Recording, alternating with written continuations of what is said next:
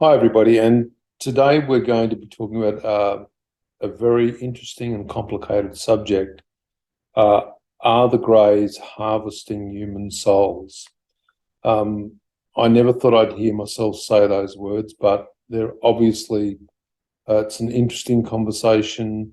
We've had some information from the Zetas about this, and we felt that we would need to break this down because there's thinking from people that for some reason the Greys have sent AI out into the universe seeking intelligent life, and somehow this AI is seeking to understand how to incarnate into different life forms. So interesting concept. I'd like to start with, who are the Zetas? Well, the Zetas, as people know, come from the Zeta Reticulum, and there's 63 races.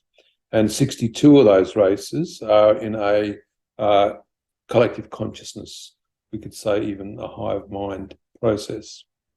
The Greys are one of the races, but they have been separated from the Zetas, and they no longer are part of the hive mind process or the collective consciousness. The Greys themselves are different in many, many forms. They are in service to self, whereas the Zetas are in service to others. The Greys, and I've had a bit of interaction with them on a personal level, are very difficult to deal with, and that's actually an understatement. So I think the way that we're going to start is we're going to talk about, if we're talking about souls, we'll say, well, then what is a human soul? Basically, the spirit person from spirit realm, which comes from an oversoul as an individuated form, consciousness, under agreement with the parents, manifests into the child pre-birth, and is then born, and it animates the physical form. And we need to remember that one concept, because that one specific concept about the spirit person animating the physical form, or a spirit or life or a soul, whatever, is about the animation of the physical cellular form. So we were told a good while ago that the human soul or spirit was created specifically for the human form or container, as the Zetas will refer to the human body, that they were designed in frequency only for each other. And spirit realm was designed around that frequency also, which makes spirit realm a very, very safe and supportive environment for the soul or spirit to grow in consciousness, very protected. So I guess the question is, why do humans fear their souls may be stolen? It's because, where does this concept come from? It comes from the concept of possession. People believe it somehow that you can be possessed, but when we think about it, these possessions aren't real possessions, they're just attachments. So I'll give you an example. Earthbound spirit used to be an alcoholic, and they pass over, and then they spend time with somebody who's an alcoholic, trying to gain the energy of drinking. Yeah, it's not possession, it's an attachment, it's an influence. And so when humans hear about their souls being stolen, or the fact that a soul can be taken from a human, somehow they believe that it means now that their own incarnation process is not going to be successful, that they're never going to be able to return to their point of origin, they're never going to return to their loved ones. Absolutely impossible. This is an impossible situation. It could never happen. As science just said, the spirit realm people, the oversoul, and the whole of consciousness is specifically designed to animate the physical form within this physical three-dimensional construct. So do the Zetas or Greys have a soul? That's something else we're commonly asked. When you understand that consciousness can be named anything, then yes, they do. The only difference, although albeit a technical difference, is that the consciousness of a Zeta, or a soul of the Zeta, doesn't need a spirit realm process to reincarnate into a different container. The Zetas are able to transfer their consciousness at will to a different container, whereas humans, we need to go to spirit realm first before we can come back down again. Although humans do have the same sort of process, people astral travel, which means that they leave their body. They then come back to their same container after they finish astral traveling.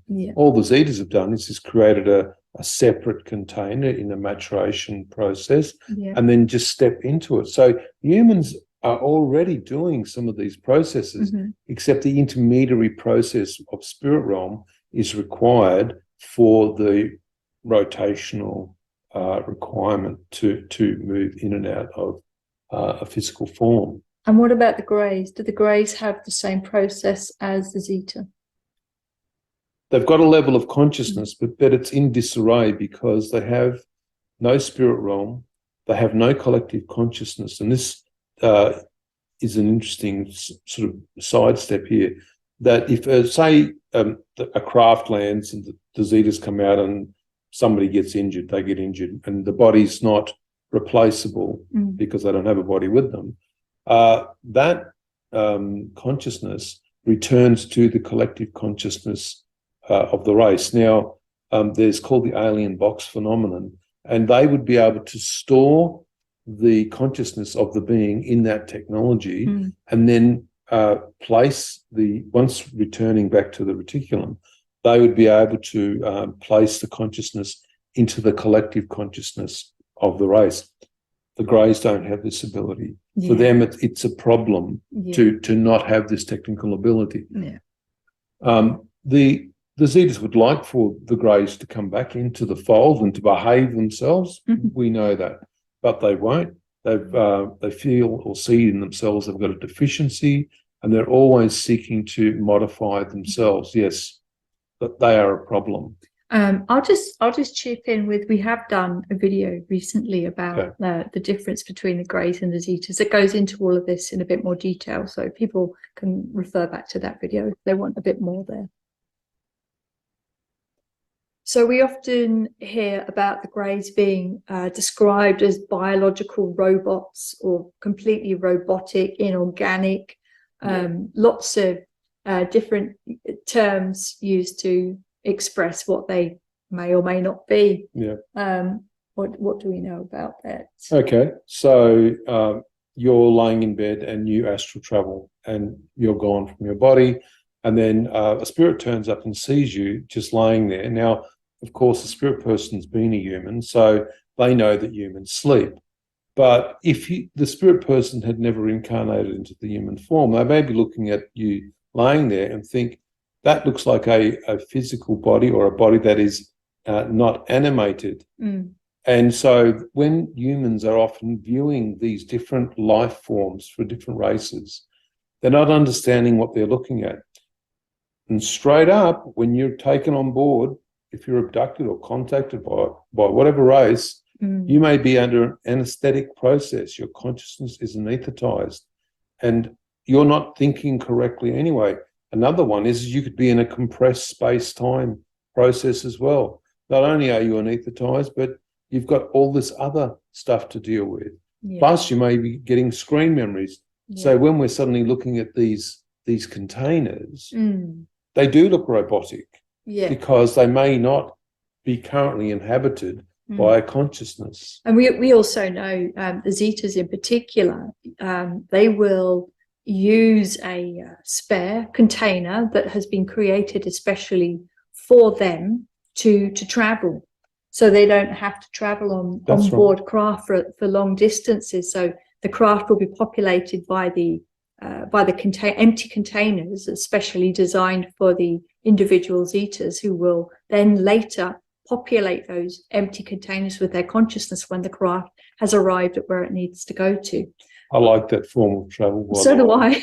It would make long haul flying a lot easier. Yeah. But we also hear about the greys being described as robotic in the way that they are seem to work and operate as well, that they don't seem to display any emotion, that they go about their business in a very robotic-like way. So how can we explain that?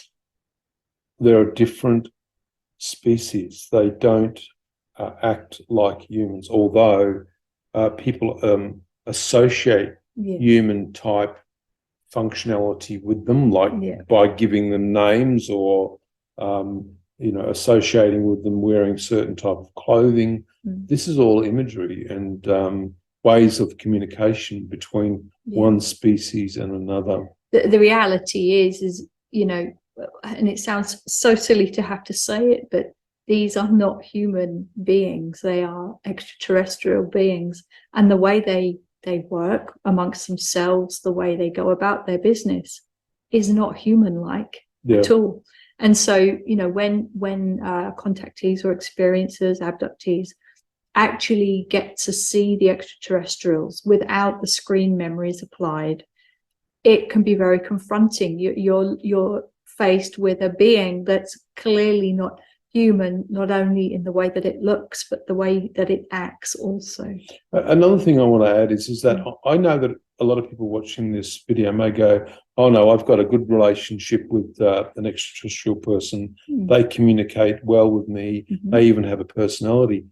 They may have created that as a method for interaction with that person. They're not, it's like you as a human. You'll read a person's body language, the way that they talk, the way that they think, and you'll react accordingly. They do the same thing. Some people say that the greys or other grey type species beings are just AI being animating a physical form. That's a really good point that you could say that, and I would suggest that in the future you may see this type of process occur within humanity as well. But with the Zetas, they have a specific collective consciousness. I guess this really does come down to the question, what is consciousness? And I don't believe that anyone's been able to actually define what consciousness is. It could be that these extraterrestrial races are so advanced that for them, consciousness is technology. We just don't know. So, what do you think is required to create a symbiotic relationship? You're talking about the conjoining of the extraterrestrial consciousness and human consciousness. Yeah, absolutely. Well, at a fundamental level, permission from the human soul. I mean, different races have a different way of doing that. But seeing as we're talking about the greys, or the Zetas, as we call the greys, we don't call them greys. The Zetas have a very particular way, and they will speak to the true spirit consciousness of the parents of the child to be. And that's a bit of a convoluted way to say it, but before the child is born, they will commune with the higher self, if you like, the spirit consciousness of the parents, and they will ask for their permission to join with the consciousness or soul of the human child before it's or just at the point of delivery. Actually, that's right, isn't it? And that's how they do it. But that's how the Zetas do that. Not all races do the same. Right. And so a couple of questions that we've been asked is, why do the greys persist in taking DNA from humans? Well, this is a self-modification process that's based around genetic modification. Yes, we know that the greys are seeking to create containers and containers that are not of a grey form, and that they are looking to try to animate them. But the issue that they have is that they are unable to use human cellular matter to create a human form, because to animate that human form requires that it have a spirit component. And this is where you find that a large percentage of people that are hybrids are under agreement with their point of origin race, whereas spirits who have total autonomy and sovereignty within the physical form, they have to agree to a certain level of frequency so that there is a conjoining and symbiotic relationship. Spirit realm people do not bind with the greys. And because of that, even if a physical form was maturated and the form was now ready to be animated, there is no way for them to actually animate the form, not to a state of living cognitive processes. The form may have a heartbeat, and be able sort of, but it won't have any neurological processes because this is based around consciousness. And so where a lot of the misinformation is coming from is, I believe it's based in fear. And people, as society's changing, the world's changing very fast. There's a lot of websites and people saying millions and millions of different things. But we need to stop and really think about it. When was the last time that you actually had somebody standing in front of you who was totally non-human, that didn't even know what butter was, or bread, or money, or how to eat? I mean, because that's what you would be facing if you were looking at a being who never ate and was using paste as a methodology for bringing in nutrients into their body. And so when all of these stories come up about these beings and the way that they interact with humans, a lot of them are just complete fabrications. That's or at best the screen memory narratives that people have been given to keep the mind. The screen memories, personally, and I'm sure Simon would agree, we wish that screen memories were never given to anybody. And I think that although that may be quite confronting for the human race to not have screen memories and to actually have full disclosure at this point as to what's going on, I think we'd be in a much better place rather than having all of the fear-based narrative. Yeah, it's maybe the fault of humanity. We fear what we don't understand. So to conclude, what, in a nutshell, are the greys, not the Zetas? What are the greys actually trying to do as far as we're aware at this point? Well, they're not future humans, neither are the Zetas. And what they're trying to do, considering that they have been cast out of the Zeta species or the Zeta races, they are actually trying to modify themselves even to a cellular level to make themselves more like the original race. The Zetas. I remember being told by the Zetas that we speak with that they have, in effect, degenerated as a species. Yes. Since their rejection from the collective consciousness. I've had personal encounters with the greys. I remember mine. And when you've had personal experience of these beings, you can see the difference between, it's a stark difference between the Zetas and the greys. You can see that there is no love with the greys. There is love with the Zetas. There is a love frequency with the Zetas. And so I can understand that the greys are trying to improve themselves, and possibly we may find that humans aren't the only species that they are interacting with to take cellular matter. It may be that they're trying to combine this information that they're gathering to create a new type of form for themselves. It won't work because the spirit realm is in absolute control of what takes place within the physical human form. And if I remember rightly, we were told that they are not trying to create a race of humans that they can populate with their consciousness. They do view the human form as less evolved than theirs. It's just, it seems to be that they're looking for a modified human form, yeah, to benefit their own race, well, in some way. I mean, that's an interesting discussion in itself, because, you know, the discussions at the moment are about the new human, you know, human 2.0 and technology. And the Zetas have been talking about the exponential increase of the development of humanity for many, many years, talking about how that was going to take place. And that information's in a primer of the Zeta race and the Zeta interviews. Okay. If you found this video interesting, subscribe to our channel, and we'll see you again in a week. Thank you very much. Bye.